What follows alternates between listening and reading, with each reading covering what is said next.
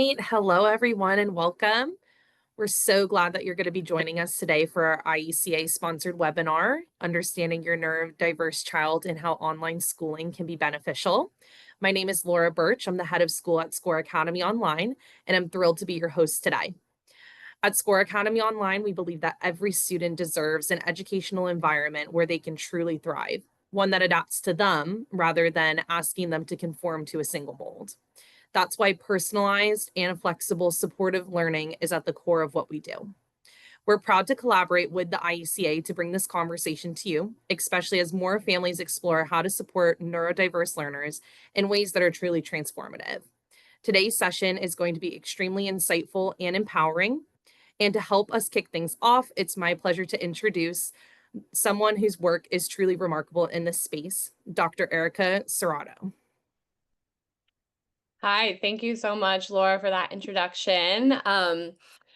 Yes, I am Dr. Erica Serrato. I am a licensed clinical psychologist who has specialty in neurodiversity and neurodevelopmental conditions and various aspects of neurodevelopment. My graduate studies were completed at Florida State University. I received a PhD in clinical psychology with an emphasis on executive functioning, neurodevelopment, and conditions like ADHD, autism, and related learning differences. So I feel very passionately about these topics, and I'm happy to present to you guys today. I do work at PPA, Pediatric Psychology Associate, so our website is there if you're curious. We have psychologists who are licensed across the country virtually, and then our in-person practice is primarily in South Florida. So nice to see you all today and be here with you. So the primary topic that we are going to talk about is what is neurodiversity. It's a term that has been, I think, used in the zeitgeist recently. There's thankfully, I think, a lot of conversation about neurodiversity and embracing neurodiversity.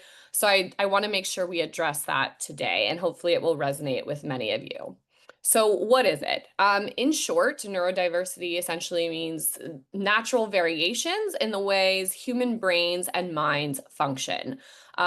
Obviously, there are many other types of natural variation in humans. So think natural variation in height, in body mass, skin color, eye color, athleticism, metabolism. I mean, countless ways in which we vary that make us all diverse. And so there is, of course, to be expected, natural variation in things like sustained attention or focused attention, really directing the attention where you want it to go. Working memory, something that I researched a lot in graduate school and postgraduate school. Sensory processing, the way our bodies sort of process and our brains essentially process the sensory input that we're taking in at all moments. Language processing, social cue interpretation, differences in the way we all interpret social cues, flexibility, both in our thinking and in our behaviors.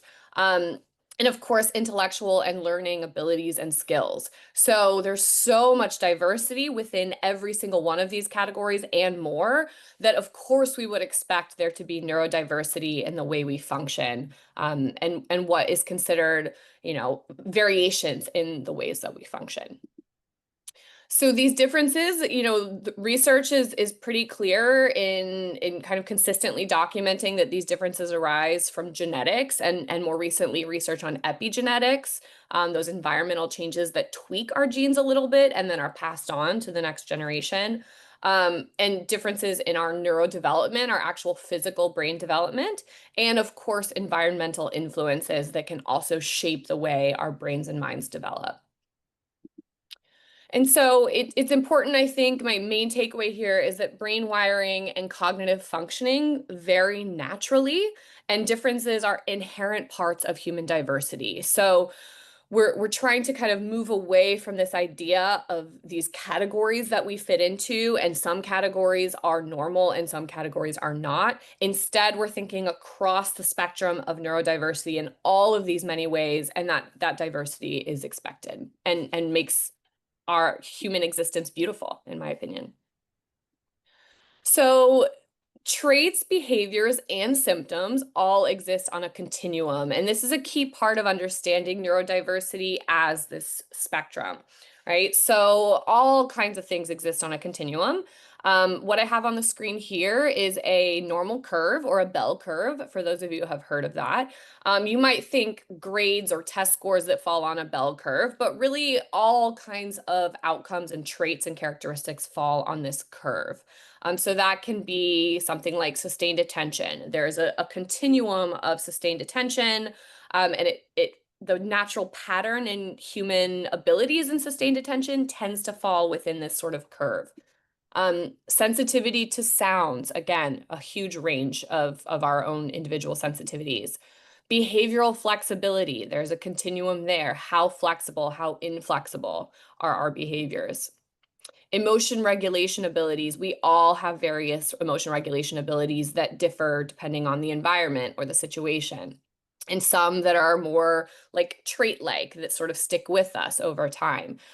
So we all exist on those continua, and most people, as you see at the bottom, are in the middle, right? Most people are there in the middle. And then there are two ends of that spectrum where you see the curve getting smaller, which means fewer people exist on the ends of the spectrum, but that spectrum is massive nonetheless, right? So we all fall somewhere and all over the curve, depending on the traits that we're talking about. So that I want to frame for us in thinking about neurodivergence as a difference, not a deficit. And so it makes humans different and maybe different from what's expected in sort of typical circumstances or different from what others are used to or familiar with. But it is a difference. It does not necessarily have to be viewed as a deficit. So our traditional medical model does tend to look at neurodevelopmental conditions like ADHD and autism and learning disabilities as problems to be fixed, right? Like we might consider a medical condition, okay, we have to treat that condition, fix that condition, or cure that condition. But the neurodiversity movement is really aiming to move away from that model and instead look at neurodivergence and neurodevelopmental conditions as differences from the norm, yes, with both strengths and challenges, right? Any way in which humans are different from the norm can create both strengths and challenges. And so I think that's a hopefully empowering way to look at neurodiversity and neurodivergence, that it's a state of who someone is or a trait or anything that makes them them. And there are strengths and challenges, just like there are for every trait that we have as humans. And most importantly, there is no single normal way for the human brain to work, right? So we want to make space for this range for every trait that we explore. So neurodivergence, when we think about the term neurodivergence, as opposed to neurodiversity, which just is the inherent diversity in humans, neurodivergence tends to mean difference from the norm. So when we're thinking about this curve that I placed on the screen, a little small version here, when we think about neurodivergence, we're thinking about maybe the ends of these curves, towards the ends of the spectrum, either end of the spectrum of a variety of traits. So let's think back to sustained attention, which I've mentioned a few times. When we think about sustained attention, most people tend to fall in the middle. That's why there's more people in the middle of that curve. And towards the ends of the curve, we have people who maybe have really low sustained attention, maybe for particular tasks, and other people who have very high, sort of hyper focus, very sustained attention, right? And both of those are different. Doesn't make one better than the other. It doesn't make one different or worse than the norm, but they are on the ends of the continuum. So that's what I want to think about in terms of neurodivergence. So there are a few types of neurodivergence I want to highlight here. First, ADHD is the medical label for a type of neurodivergence, so attention deficit hyperactivity disorder.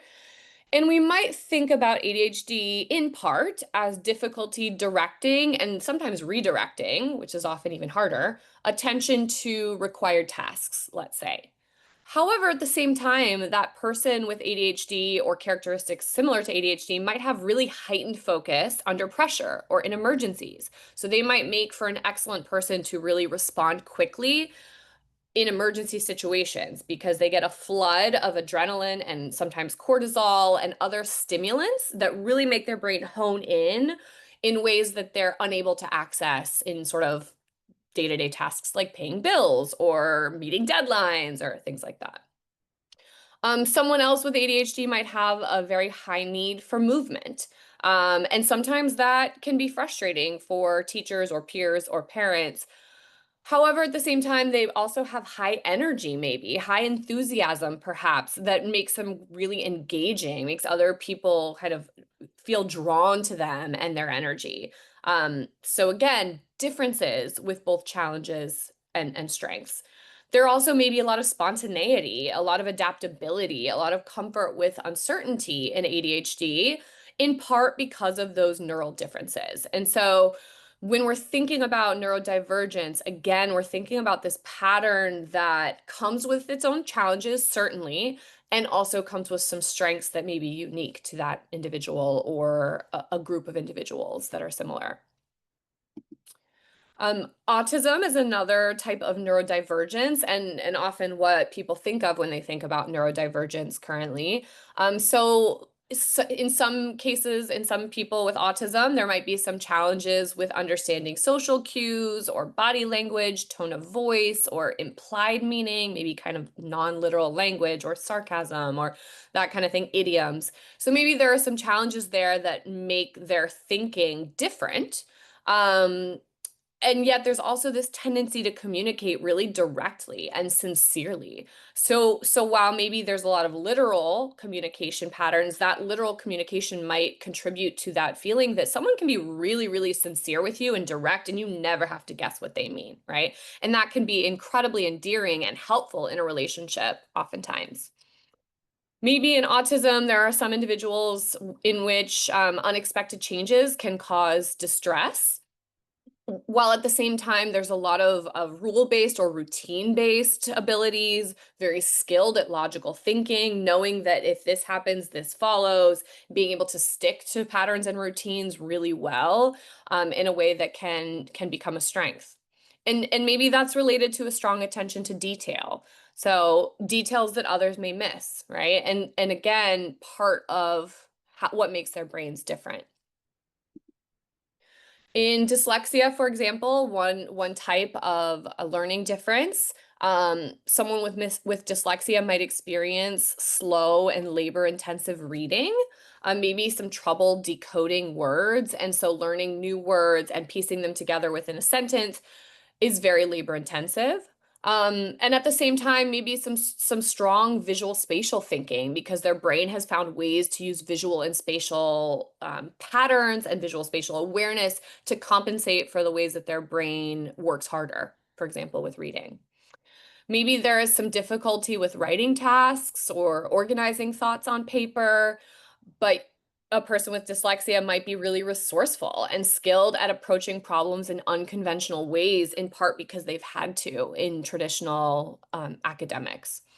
And maybe there's also some big picture thinking rather than getting lost in details. So some strengths there that you might not think of off the top of your head, but that do exist in because neurodiversity is what it is, these differences that pose both challenges and strengths. And neurodivergent individuals broadly may not fit into expected norms, academically, socially, etc.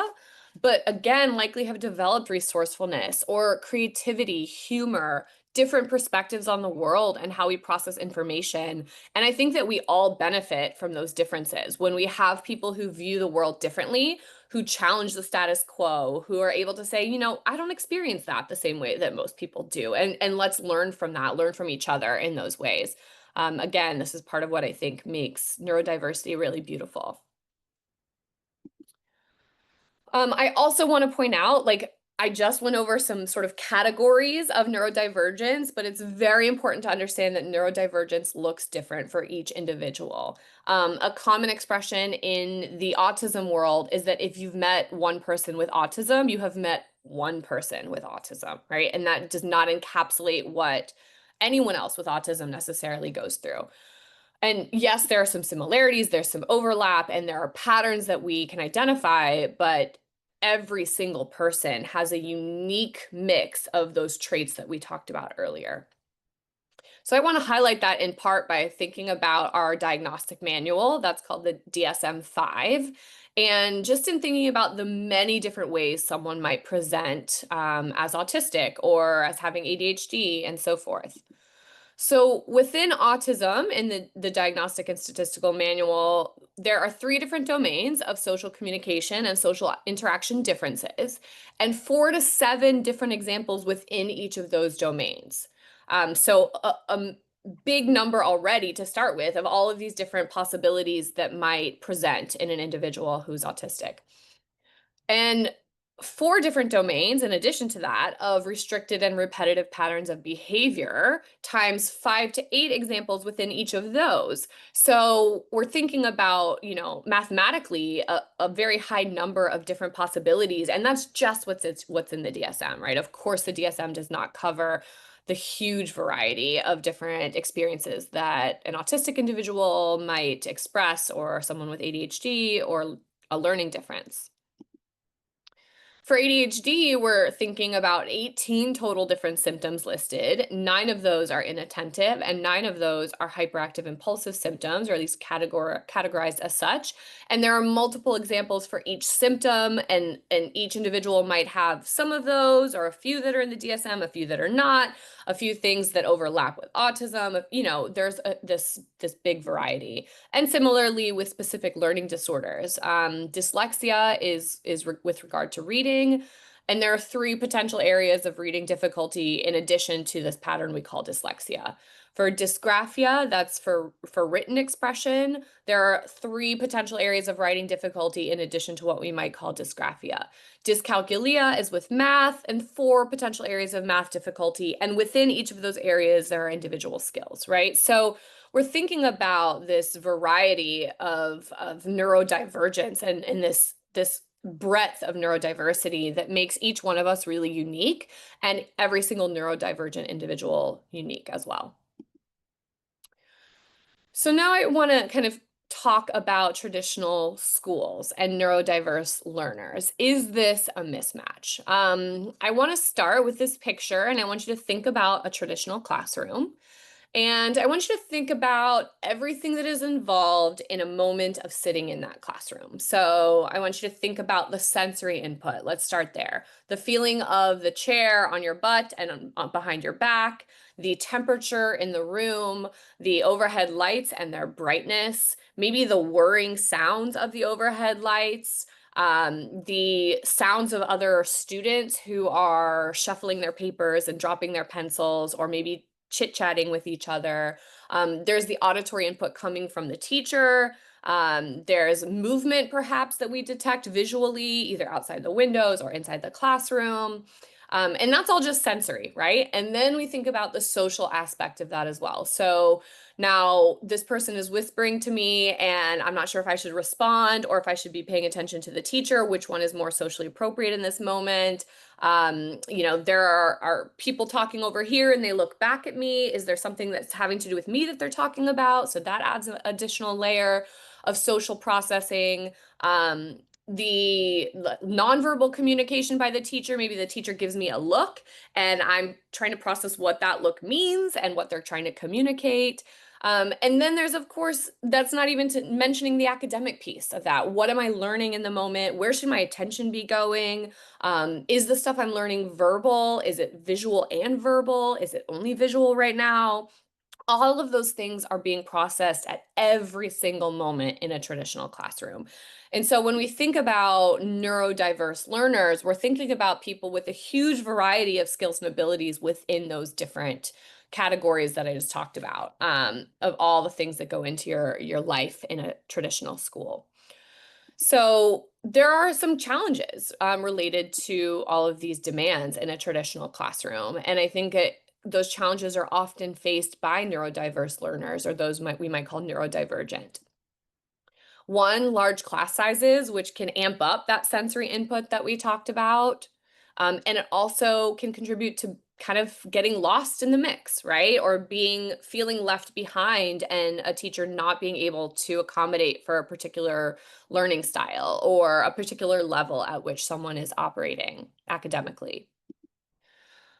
A standard pace of instruction. So the pace kind of is what it is, right? And teachers, I think, do their best to accommodate. I was a teacher for 6 years. I know what that's like to be a traditional classroom teacher. There's an attempt to accommodate and differentiate for different learners, but it's only so much variation to the pace as possible. And so that can pose some challenges. Sensory overload, I think I already really like explicitly described what that can feel like as far as sensory input in a classroom.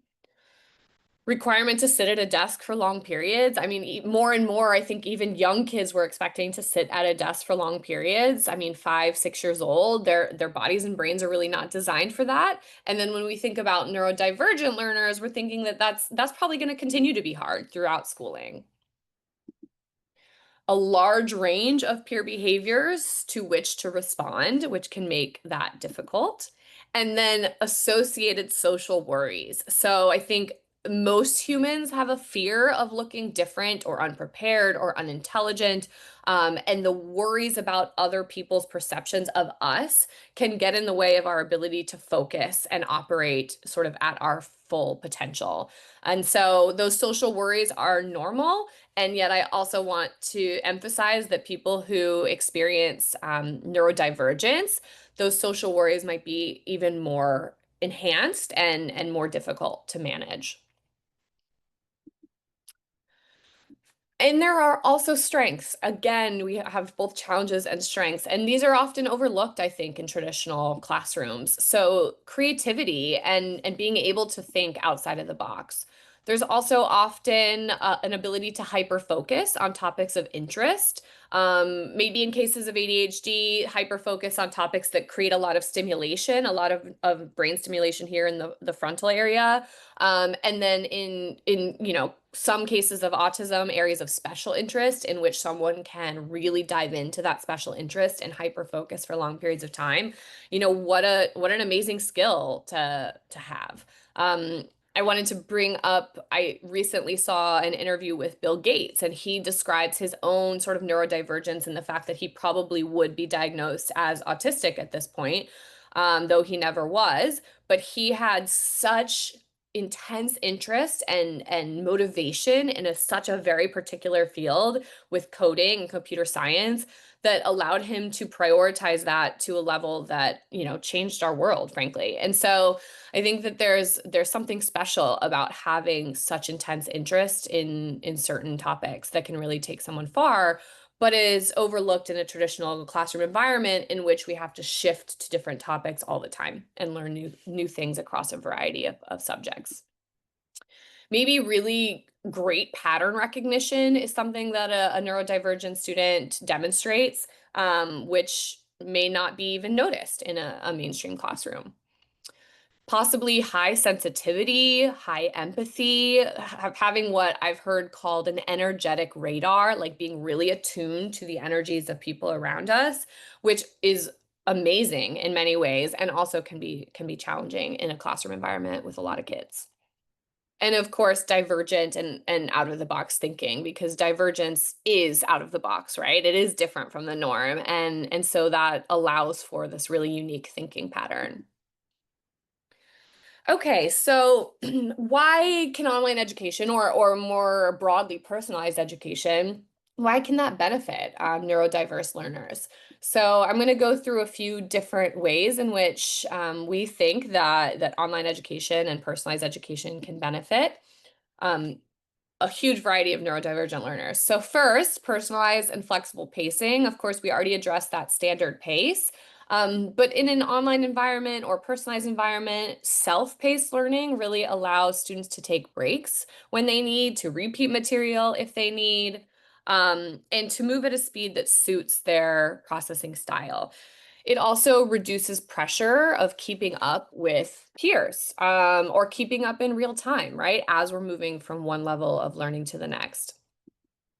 A customizable learning environment. I think one of the cool things about online education in particular is that the sensory input can be kind of controlled. The, um, you know, overlay that you have on your screen, or the adaptive features on an online portal.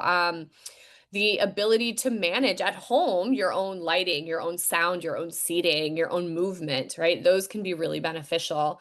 Also, there are tools like speech to text that can be used online that are not as easily accessible in a classroom. So those kinds of customizations can really help support learners who learn differently. Reduced social and sensory overload. So, being online or in a personalized, more one-on-one type of environment can minimize the stress that's associated with overcrowded classrooms or hallways. All of the sensory input that I described in a traditional classroom can reduce the social overwhelm that's associated with mainstream classrooms. So let me give you an example. In mainstream classrooms, we're responding in vivo, essentially, like synchronously. Someone says something to us, we're thinking at a rapid pace to respond in that moment. Or a teacher asks us a question, and we're thinking rapidly to be able to communicate our answer. And that involves a lot of different skills and abilities. Online, asynchronous communication, for example, can reduce some social pressure, right? I can be on a discussion board. I can think about what my classmates said about this topic that we're discussing, and I can respond in my own time. That allows me to really like be thoughtful and careful and deep in my thinking. So it's just something that maybe we don't think about, but synchronous versus asynchronous communication makes a pretty big difference for some learners. Individualized instruction, of course, the ability to use adaptive technologies, which means to start someone out where they're at and the skills that they've brought to the table and adapt to the pace of their learning. That's often built into online in educational platforms, or multimodal learning. So videos plus visuals plus the auditory input plus the hands-on learning, those things that can be integrated in a personalized educational environment. I know that Score Academy Online really focuses on this, and I'm sure others do as well, but a strength-based learning pattern. So is your child or student really skilled at narratives and storytelling? And can we use that in a way to help them learn other topics and other subject areas? Can we think about logical thinking or innovative thinking, and how do we integrate those strengths into the learning environment, which is often missed or maybe just not even feasible in a traditional classroom? Greater autonomy and control. So not only being able to choose or benefit from individual pace, but also how someone engages online or through their personalized education plan, and how they develop their own skills in things like executive functioning. So using checklists that are part of the online platform or agendas, and having autonomy over developing those skills themselves at a pace that works for them. Very frequently, reduced anxiety and burnout is something that we hear a lot from students who transition into a more personalized learning environment. So think about removing the stress of the commute in the morning, getting to a campus where there are, again, all of those social demands or so much activity around them, lots of sensory input. Reducing some of the demands that they feel in a classroom environment, avoiding rigid schedules. Maybe they can like sleep in a little bit later, which we know helps people's mental health, especially in the teenage years. So there are ways to reduce a lot of that anxiety and stress. And also, especially for individuals who have social differences, reducing the pressure to mask, which means reducing the pressure that I have to try to pretend to be neurotypical to operate within this environment. Every moment that someone spends masking is less cognitive resources they're able to kind of place on academics, right? So part of their mental load is simply trying to fit in or act quote unquote normal, right? So it's really nice to have other personalized options for education. And then access to niche or specialized resources. I think Score Academy Online is great at this, but there are many others who really do understand and value neurodiversity and everything we're talking about now. So it's nice to have specialists who understand what someone's unique pattern is and be able to meet them where they're at across a number of different traits. Okay, Laura, I'm going to kick it to you to talk a little bit about an individual that you know, a student. Yeah, absolutely. So at Score Academy, we don't just talk about personalized education, we truly do live it. And I just want to take a moment to share a brief story of one of my previous students that I worked with that truly does capture the heart of what we do. One of my students came to me after years of struggling in that traditional school setting that Dr. Erica was just explaining to everyone. And he was diagnosed with autism spectrum disorder. He was constantly overwhelmed in a loud, fast paced environment and classroom. And he truly was shutting down and disengaging, not only from his education, but socially as well. And his self esteem had taken a relatively big hit. But once he transitioned to Score Academy, within a few months, we saw a huge turnaround in him. He was learning in a more peaceful, structured environment. And most importantly, it was personalized to him. His teachers really did notice a shift in his interest, his spark for learning. He began participating more and just engaging more in general with his peers and also in his classes. And truly, moments like this are why we do the work that we do at Square Academy. Personalized education isn't just about academics, it's truly about restoring the confidence, curiosity, and connection of our students. Right, Dr. Erica? I'll give it Yes. back to you.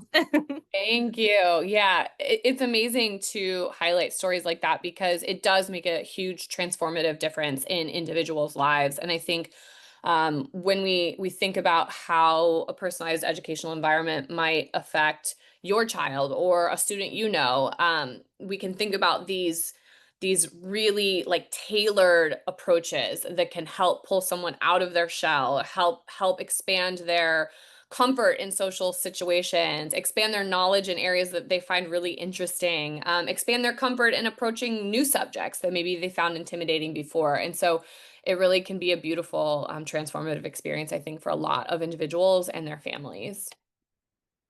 So, what you can do next, in terms of thinking about what you can implement at home or just the ways you can shift your mindset.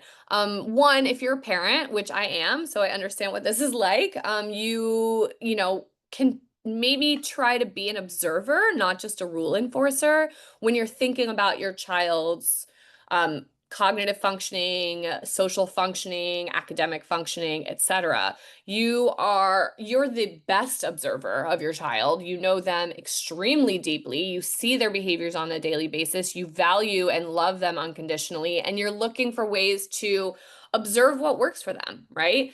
I know there's a lot of pressure to get our kids to achieve a certain level of performance or be a certain type of person or meet certain societal like norms. But sometimes, those are not the cards that we were dealt in terms of having a child that fits into this particular social norm, right? And so instead of maybe trying to be a rule enforcer or getting our kids to do their homework or getting our kids to get certain grades, et cetera, maybe we can think more curiously and think, under what conditions does my child thrive, and can we replicate those conditions in education? Are there certain factors that make my kiddo feel really confident? Are there certain things that help them really shine? Are there ways in which their strengths can be really highlighted? And what are those? What are those situations? What are those factors? And how can we again replicate that in education? So I think related to that, we don't have to settle for a system that doesn't fit your child. I have two very young boys, but I recently, as part of my job, visited a really alternative school that really prioritizes following interests and embedding curriculum into topics that children choose to pursue. And there's a podcast studio, and there's an art studio, and there's a woodworking studio, and all of this within this school. And it's a very small setting with a very small ratio of teachers to students. And I found myself thinking, like, do my kids really need to go to a traditional school? Maybe not. Maybe I don't have to follow that status quo. And so I think it's important to kind of think through what that might look like for you and your family, and what opportunities you have access to. And it's another mindset shift too, to perhaps think of online learning as a powerful primary option for many learners, not just a last resort, quote unquote, right? That maybe this is actually a really wonderful thing that we can pursue before our child reaches burnout, or before our child gets so stressed from school that they're not engaging socially, and their grades are struggling, right? Maybe this can be a really good primary option for many learners, and we can benefit from all that personalization we talked about.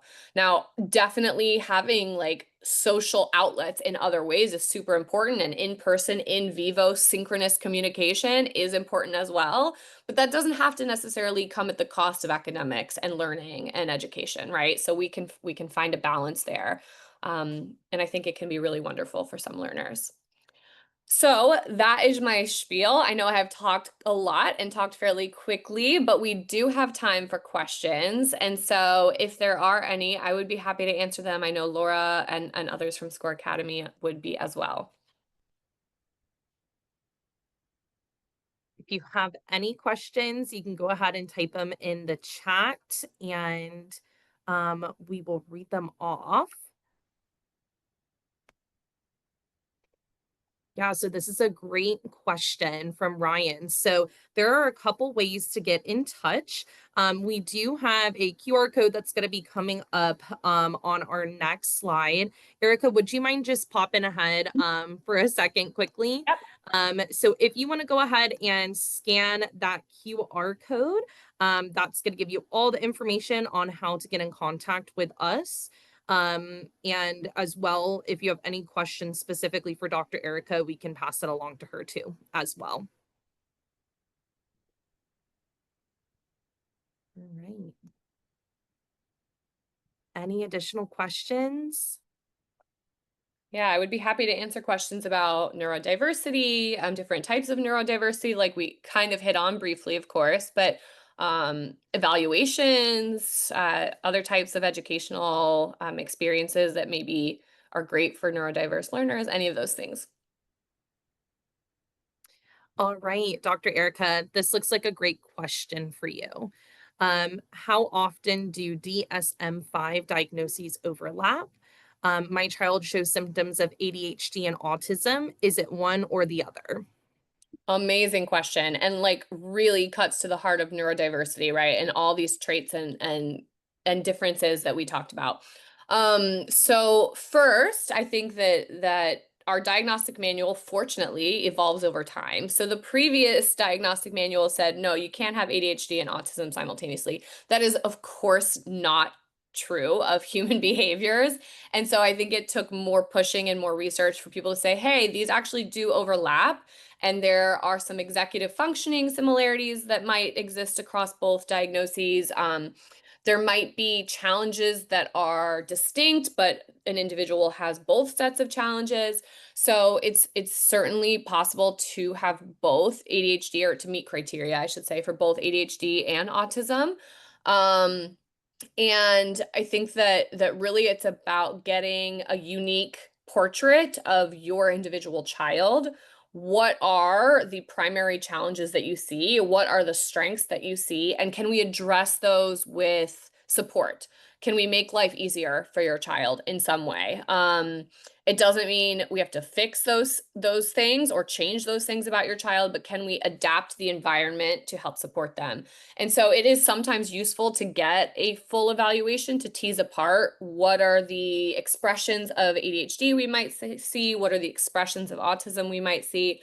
But certainly there's overlap, and certainly someone can have patterns that are consistent with both. And so I would be happy to answer follow-up questions about that, but yeah, that's kind of my main answer to that question. It's a great one. Yeah, that was truly a great question and a great answer. So thank you so Thank much. you. Does anyone else have any additional questions at this time?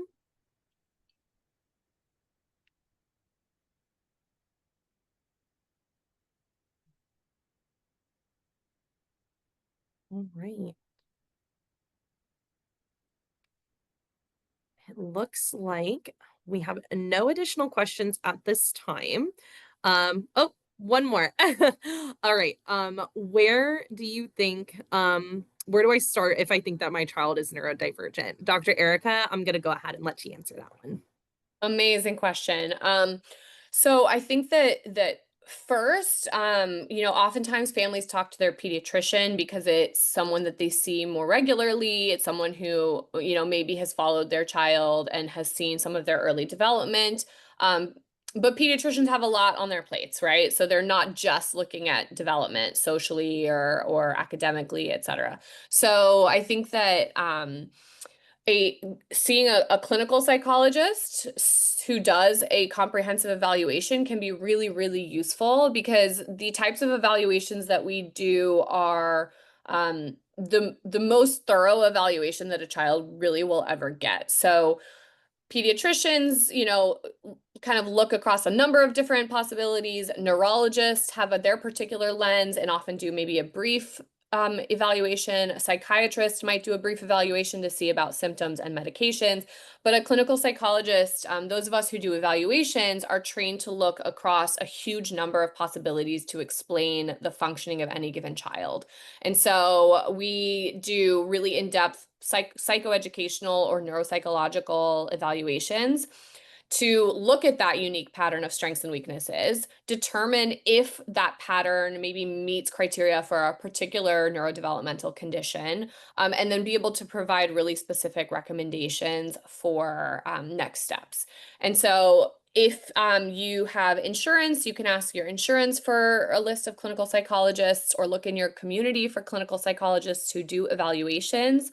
And you also may want to ask if those psychologists are like neurodiversity affirming, right? Are they looking at this from both a strengths and challenges perspective, not just a traditional, like, this is a problem that needs to be fixed, right? And so I think that may be your best bet, but certainly like pediatricians and neurologists can help kind of direct you in that direction as well, so they can help provide their insight too.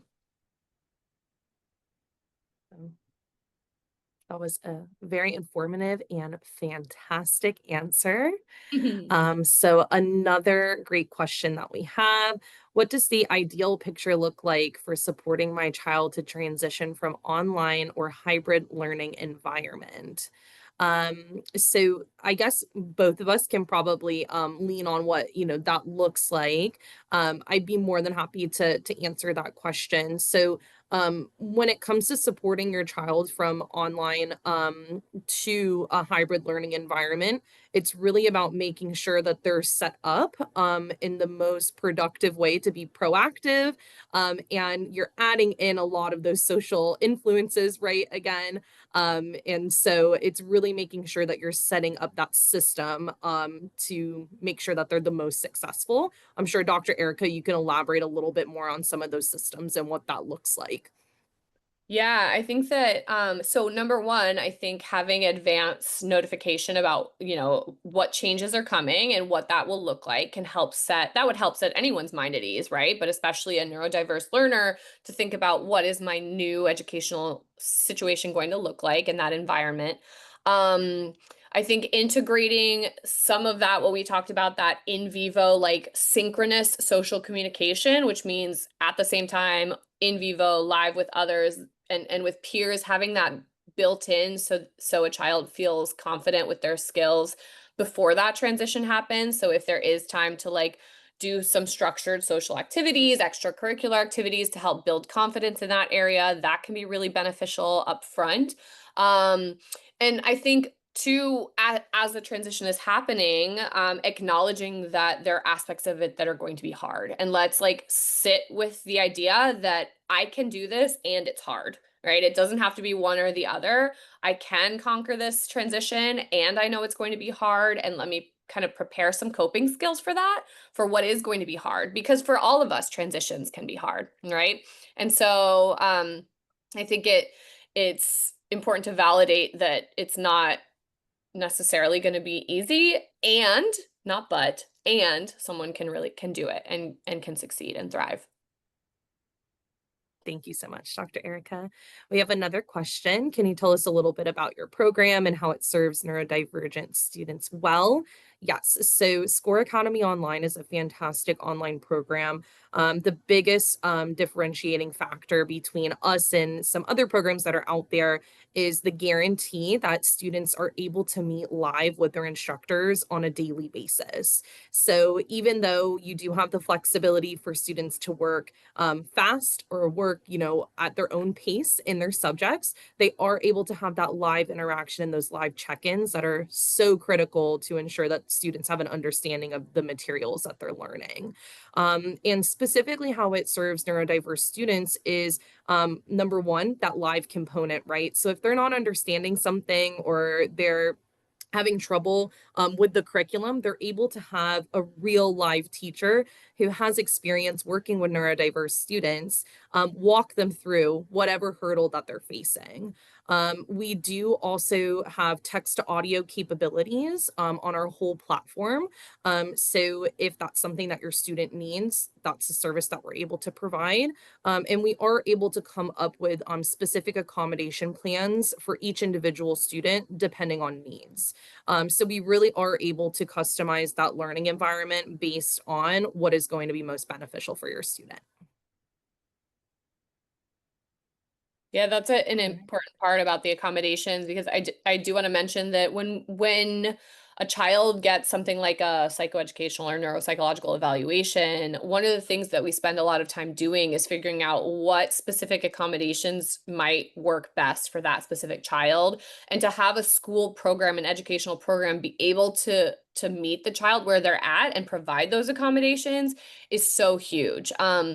I often think about accommodations like a prosthetic almost, right? When we look at someone with a physical disability, maybe they have a prosthetic that helps them access the world around them, right? For people who are neurodivergent, it's not an obvious visible disability, but they may need that sort of prosthetic, if you will, or that scaffolding to access education in the same way that others do. And so being able to provide accommodations that act as that prosthetic or act as the scaffolding helps a child get from point A to point B in a way that's really personalized, I think is a huge benefit to getting into a program that offers that individualization. Absolutely. Awesome. We got some really great questions today. It's fantastic. All right. Does anyone have any additional questions at this time?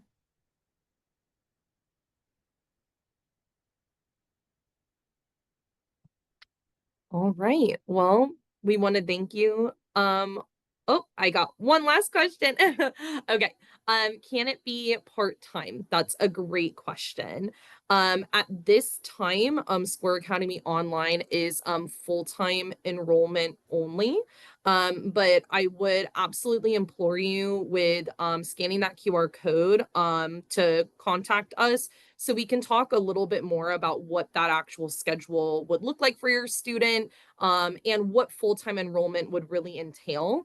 Coming up with that customized schedule, I think might be something that could help address that question a little bit further of what that looks like hours-wise commitment for your student. All right. Awesome. Well, thank you all so much for spending this time with us today. We truly hope that this webinar gave you new insights, encouragement, and a fresh perspective on what's possible for your child.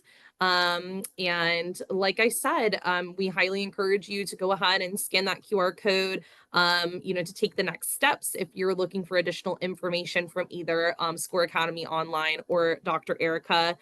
You can book a one-on-one consultation with our team and also visit our website too, Score Academy Online, for some additional information about our program. But we truly look forward to chatting with you all, and thank you again for joining.